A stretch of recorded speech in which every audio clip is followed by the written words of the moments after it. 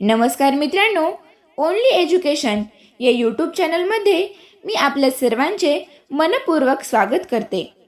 आज आपण 15 ऑगस्ट स्वातंत्र्य दिनानिमित्त अतिशय सोपे, सुंदर आणि प्रभावी भाषण पाहणार आहोत. स्वातंत्र्य ही देणगी नाही, ती किंमत आहे लाखो हुतात्म्यांच्या रक्ताची किंमत. आदरणीय गुरुजन आणि माझ्या प्रिय मित्रमैत्रिणींनो, आज या क्षणी डोळे मिटून विचार करा.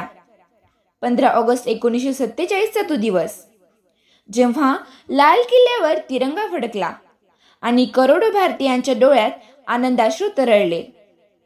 भगतसिंग हसत हसत फासावर गेले.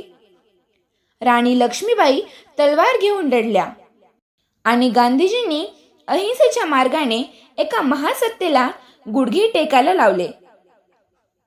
हे स्वातंत्र्य त्यांच्या घामाचं, रक्ताचं आणि त्यागाचं फळ आहे.